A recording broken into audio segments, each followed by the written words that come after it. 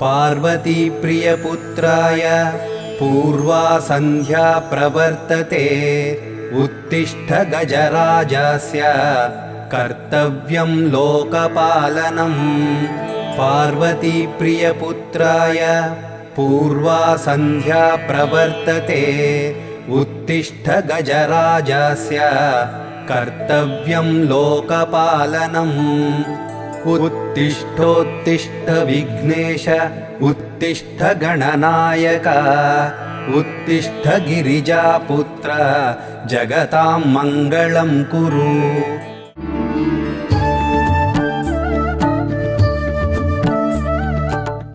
నమస్తే అండి. నమస్తే అండి. మామూలుగా మనకు ఏ ఆలయంలో కూడా గర్భగుడిలోకి వెళ్ళి దర్శించుకునే అంతటి అవకాశం ఉండదు, వెళ్ళకూడదని కూడా చెప్తుంటారు కదా. మరి ఇక్కడ స్వామివారిని గర్భగుడిలోకి వచ్చి మన చేతులతో మన ఇష్టం ఉన్నట్టుగా అలంకరించుకొని పూజలో మనం పాల్గొనే అవకాశం ఉంది. ఎందుకని ఇక్కడ ఇలా జరుగుతోంది? ఈ ప్రత్యేకించి ఆలయం వెనకాల ఏదైనా ఆంతర్యం ఉందా ఇలా రావటానికి, ఇలా దర్శించుకోవటానికి? దాని గురించి తెలియజేయండి. జయగురుదత్త అండి. ఇది చింతామణి గణపతి దేవాలయం.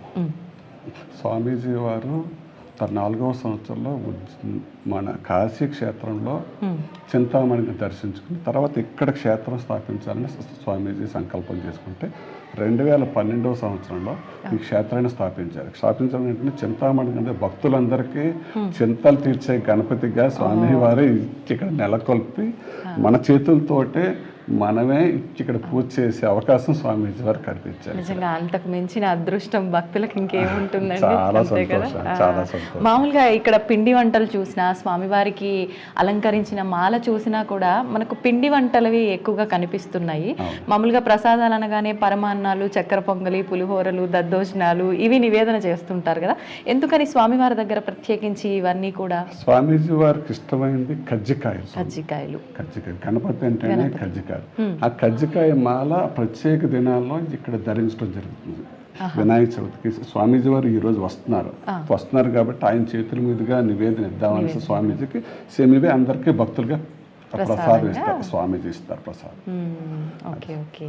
त्रैलोक्य रक्षणकराणि महोज्ज्वलानि श्रीमद्विनायक विभो तव सुप्रभातम् श्रीमद्विहारपुरवास शिवात्मजात कूपोद्भवाद्भुतविलास स्वयंभूमूर्ते श्रीदेव शङ्खलिखिताश्रितपादपद्मा श्रीमद्विनायक विभो तव सुप्रभातम् श्रीनारिकेळवनशोभितपुष्टिगात्र क्षीराब्धिषिक्तशुभविग्रहतत्त्वमूर्ते दिव्याङ्गमूषिकसुवाहनमोदरूप श्रीमद्विनायक विभो तव सुप्रभातम् श्रीकाणिपाकवरभूतलवासतुष्ट हे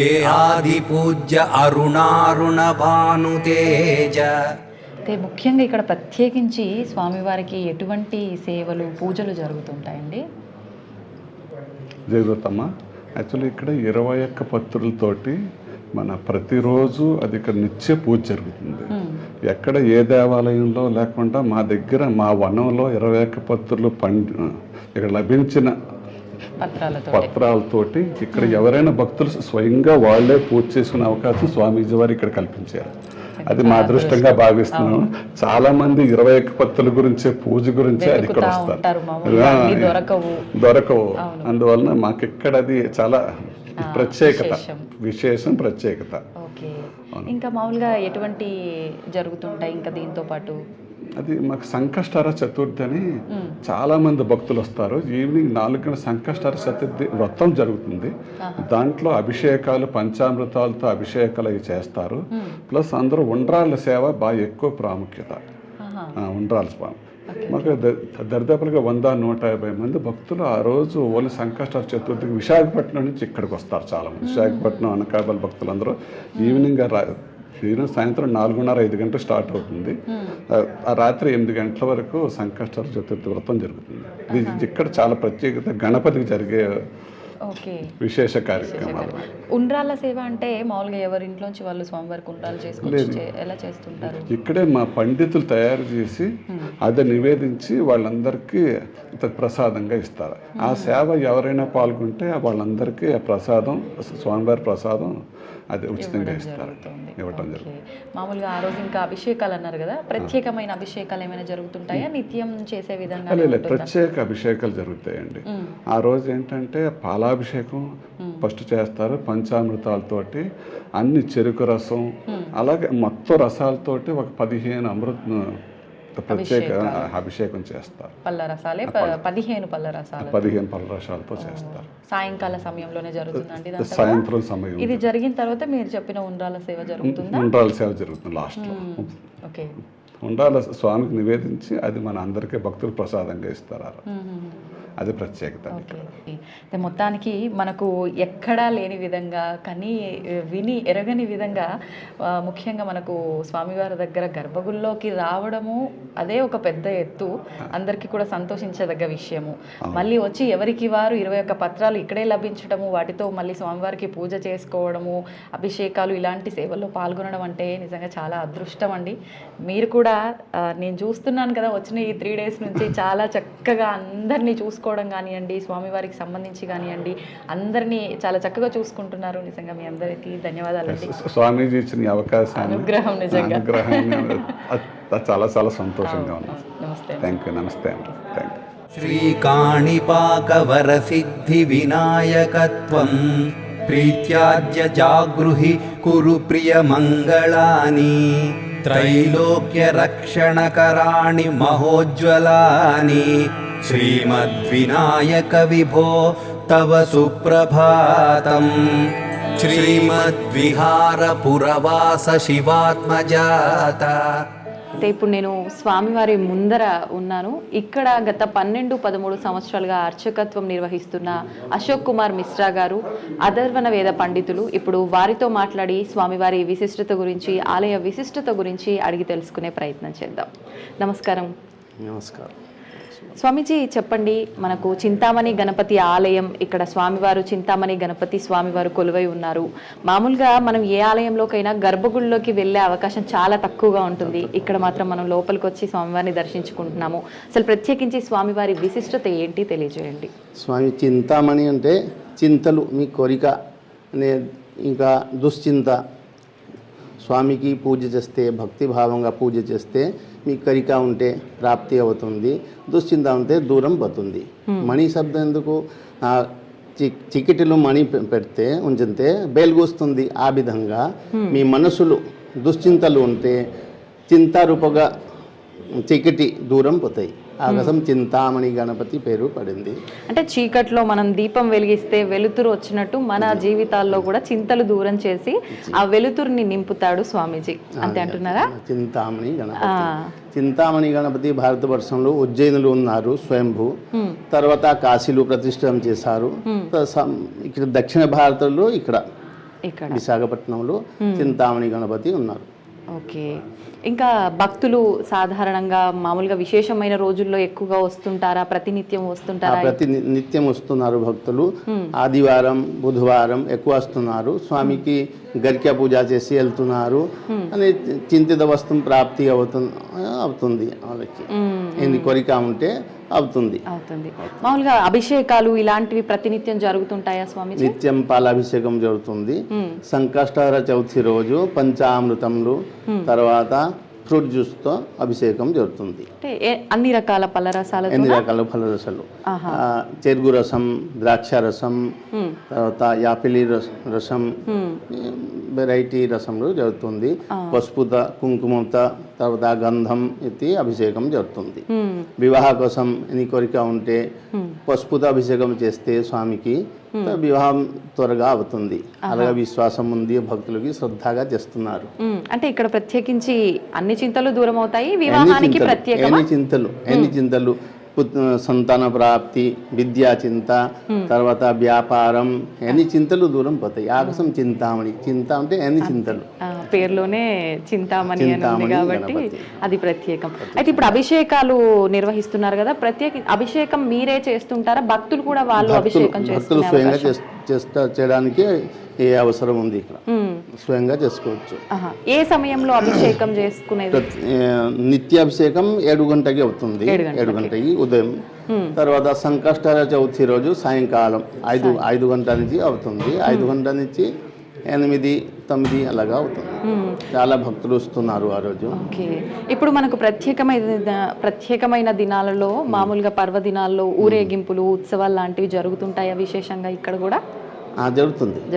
ఎలాంటి సేవలు జరుగుతుంటాయి స్వామివారికి? స్వామివారికి గణపతి హోమం జరుగుతుంది, తర్వాత గరికా పూజ, ఏకవింశతి పత్రత అర్చన అవుతుంది. చౌతి తిథిలు ఏకవింశతి పత్రత అర్చన చేస్తే చాలా మంచిది. ఓకే. ఇప్పుడు మామూలుగా సంకష్టహర చతుర్థి రోజు ఎక్కువగా ఉపవాసాలు ఉంటూ ఉంటారు, స్వామివారికి వ్రతంగా నోచుకునే వాళ్ళు ఉంటారు, ఒకటే రోజున ఆచరించే వాళ్ళు ఉంటారు. అటువంటి వారు ఎక్కువగా ఆలయ దర్శనం చేస్తుంటారా? చేస్తుంటారా? ఇప్పుడు అలాంటిది ఏమైనా చేయాలి అని అంటే మొదట స్వామివారి దగ్గరకు వచ్చి దర్శనం చేసుకున్న తర్వాత ఆ వ్రతం లాంటిది ఆచరించాల్సి ఉంటుందంటారా? లేదంటే ఎవరి ఇష్ట ప్రకారంగా ఇష్ట ప్రకారంగా ఆచరించవచ్చు? ఇష్టం ప్రకారంగా. ఈ గణపతికి దీక్ష ఉంటే 40 రోజులు ఉంది. ఒక మండల పూజ జరుగుతుంది. మీ మనసులో ఈ కోరికలు ఉంటే ఆ కోరికలు అనుకుని స్వామి దగ్గర ముడుపు కట్టి 40 రోజు స్వామి మంత్ర జపం చేయాలి. ఓం గం గణపతే నమః బీజమంత్రం జపం చేస్తే కోరికలు సిద్ధి అవుతుంది. ఓకే. ముడుపు అన్నారు కదా స్వామిజీ, ఏ ముడుపు చెల్లించాల్సి ఉంటుంది? అక్కడ కరక్కాయి, పసుపు కొమ్ములు, యథాశక్తి స్వామికి దక్షిణ బియ్యంతో కట్టి, అక్కడ పసుపుతో కలిసి బియ్యంతో కట్టి పెట్టాలి. ఇప్పుడు మీరు అన్నారు పసుపు కొమ్ములు, ఇవన్నీ కూడా సామాగ్రి ఏదైతే ముడుపుకి వాడుతున్నామో అదంతా సంఖ్య ఏమైనా చూసుకోవాలంటారా? 4 సంఖ్య. స్వామికి 4 సంఖ్య చాలా ఇష్టం. గణపతికి 4 పసుపు కొమ్ములు పెట్టాలా? 4 కరక్కాయి, తర్వాత 4 రూపాయలు కాయిన్స్, బియ్యం యథాశక్తి, ఒక అంజలి మాత్రం బియ్యం, ఒక వస్త్రములు కొన్ని, ఏ పసుపు కలర్ వస్త్రం లేకపోతే రెడ్ కలర్ వస్త్రంతో పెట్టవచ్చు. ఇప్పుడు అంటే ఏదైనా మనసులో సంకల్పం చేసుకుని ఆ ముడుపు కట్టి అలానా, లేదంటే కోరిక ఏదైనా చేసుకున్న తర్వాత? ఓకే. అంటే కోరిక నెరవేరిన తర్వాత ముడుపు కట్టడం అలా ఏముండదు, ముందుగానే ముడుపు కట్టాలి. ఓకే. తర్వాత ఇంటి దగ్గర జపం చేసుకోవచ్చు. గణపతి మంత్రం జపం చేసి అయిపోయిన తర్వాత హోమం చేస్తే ఫలసిద్ధి అవుతుంది. అలాగా విశ్వాసం ఉంది, శ్రద్ధంగా చేస్తే అవుతుంది. శ్రద్ధాభావాలు చేయాలి, భక్తి భావంగా శ్రద్ధాలు చేస్తే అవుతుంది. విద్యా బుద్ధి అని సిద్ధి అవుతుంది. ఇప్పుడు ఇక్కడ ప్రతిష్ఠించిందేనా స్వామివారి విగ్రహం స్వయంభూగా వెళ్ళటం అలాంటిది ఏమైనా ఉందా? స్వామిజీ ప్రతిష్ఠించిన విగ్రహం ఇక్కడ హోమం చేశారు. ప్రత్యక్షంగా స్వామికి దర్శనం అయింది. అక్కడ ఫోటో ఉంది, ఇక్కడ ఎంట్రన్స్ లో స్వామికి ఇక్కడ చూపిస్తాను మీకు ఒకసారి. ఇది ఇదిగా ఉజ్జయిన్లో ఉన్నారు, స్వయంభూ ఉన్నారు. ఇది ఇచ్ఛామణి, చింతామణి, సిద్ధిదాత. మీ మనసులో ముందు ఇచ్ఛ అవుతుంది, కోరిక అవుతుంది, చింత అవుతుంది, తర్వాత ఎలాగా ప్రాప్తి చేయాలి, ఎలాగా అవుతుంది, చింత వస్తుంది. స్వామికి పూజ చేస్తే సిద్ధిదాత చేసి సిద్ధి ప్రదానం చేస్తారు. ఓకే. ముందు మనం కోరిక కోరుకుంటాము, తర్వాత అవుతుందా లేదా అనే ఒక అలజడి, ఎలాగా చేయాలి, లాగా తర్వాత సిద్ధిస్తుంది స్వామివారి అనుగ్రహం వల్ల. ఒక మాట ప్రసిద్ధి ఉంది. ప్రథమ శ్రీరాముడికి చింత వచ్చింది, రావణతో విజయ ప్రాప్తం చేయాలి. మానవావతారం శ్రీరాముడు చింత వచ్చింది. గురుగారు వశిష్ఠ మహాముని గురుగారు ఉన్నారు, చెప్పారు మీరు గణపతి పూజ చేయండి. గణపతి పూజ చేస్తే అన్ని చింతలు దూరం పోతాయి.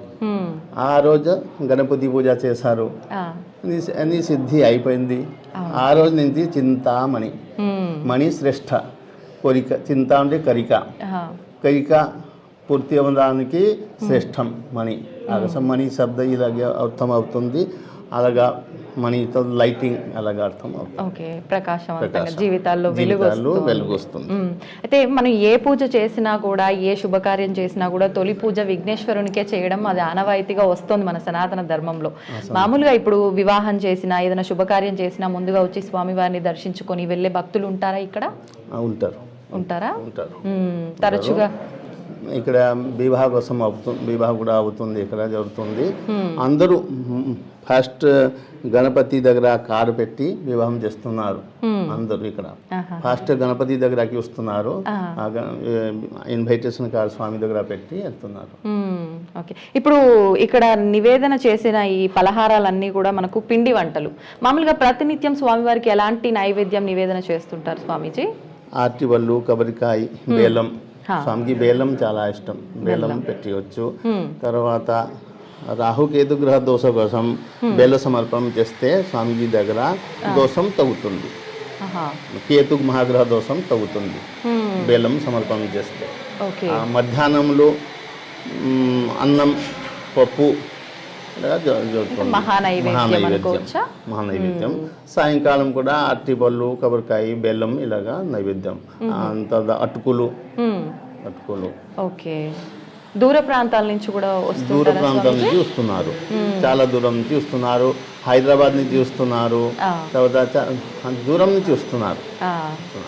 ఒకసారి భక్తులకి నమ్మకం కలిగితే ఎంత దూరం ఉన్నా కూడా ఖచ్చితంగా స్వామివారిని దర్శించుకోవడానికి వస్తూనే ఉంటారు.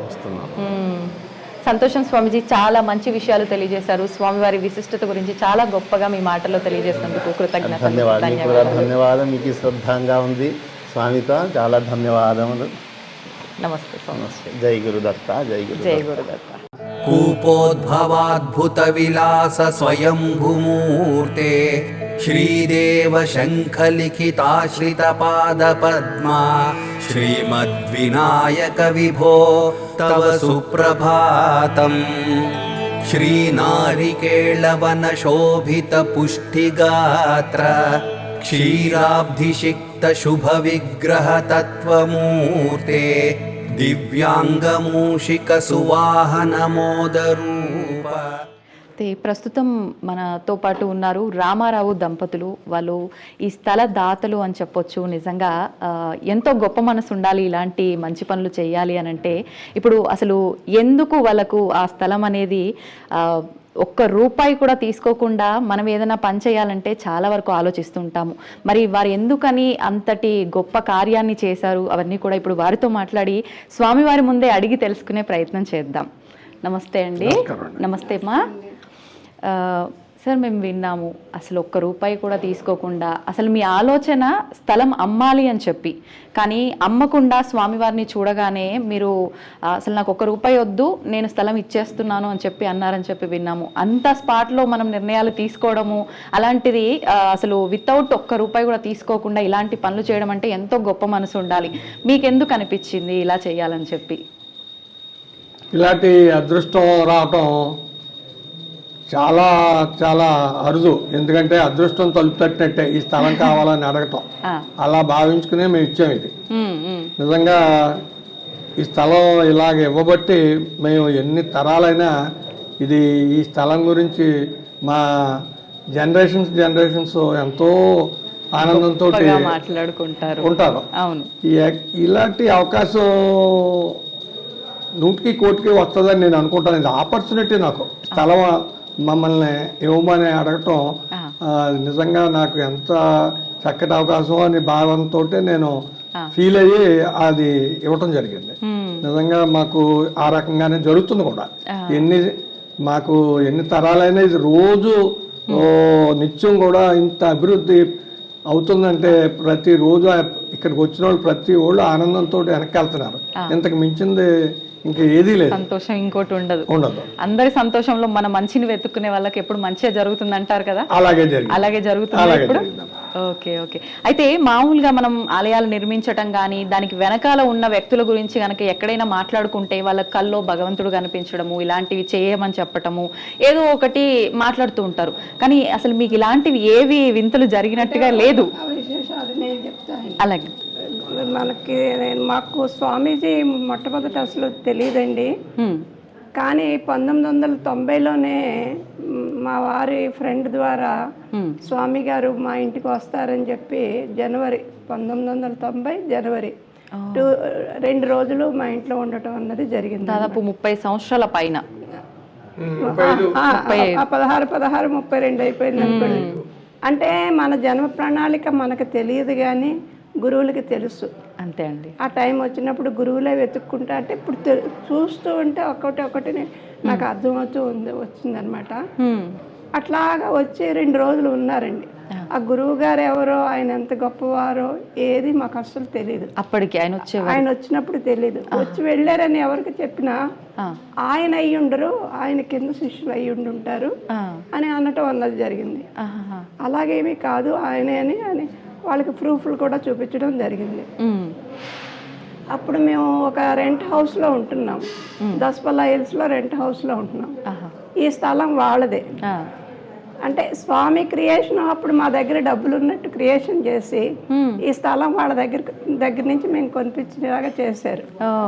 మళ్ళీ ఒక 16 సంవత్సరాలు అయ్యేటప్పటికి డబ్బులు కొంచెం టైట్గా సిచ్యువేషన్ చేసి అమ్మాలన్న ఆలోచన క్రియేషన్ చేశారు. కొన్ని ఆలోచన ఆయనే చేశారు, అమ్మే ఆలోచన ఆయనే చేశారు. చేసిన అప్పుడు మేము పేపర్ ప్రకటన ఇవ్వటం అన్నది జరిగింది. అప్పుడు జడ్జి శారద గారు ఇన్వాల్వ్ అయ్యి అది అన్ని మైసూరు పంపించి చెప్పడం నచ్చిందంటాం.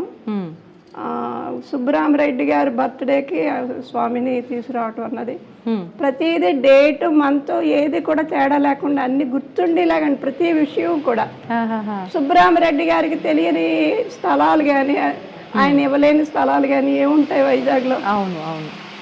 ఏది నచ్చలేదన్నారు. ఇది నచ్చింది అని సుబ్బరామరెడ్డి గారు బర్త్డేకి రావడం అన్నది జరిగిందనమాట.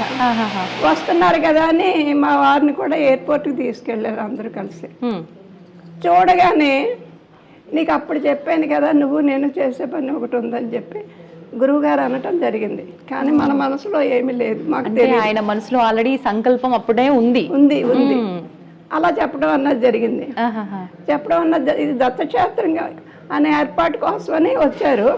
కానీ ఇలా మా వారిని చూడగానే ఇలా తీసుడికి వినాయకుడినే ఇచ్చారు, సృష్టించి ఇవ్వటం అన్నది జరిగిందనమాట. అసలు ఆయనకే తెలీదు ఇది చింతామణి. కానీ 2006లో మేము ఇచ్చిన తర్వాత దసరాకి 2 అని పిలిచారు, వెళ్ళటం అన్నది జరిగింది. అప్పుడు గురువు గారి గురుచరిత్ర బుక్ కొనుక్కోవడం అన్నది చేశారనమాట. ఆ బుక్లోనే చింతామణి గణపతి అన్ని క్షేత్రాల కల్లా విశిష్టమైన క్షేత్రం అవుతుందని ఆ బుక్ లో రాయబడి ఉంది ముందుగానే మేము ఇచ్చేటప్పటికే. అది చదివినా గానీ మాకు అప్పటికి అర్థం కాలేదు. చదవగా ఈ క్షేత్రం యొక్క వాల్యూ ఏంటన్నది మాకు అర్థమవుతూ వచ్చింది అనమాట. అప్పుడు ఇంకా ఇంకా ఇంకా ఇంకా ఆ ఎనర్జీలు మాకు పెరుగుతూ వచ్చాయి. ఈ జన ప్రణాళికే ఇది, మేము ఇందుకోసమే పుట్టాం.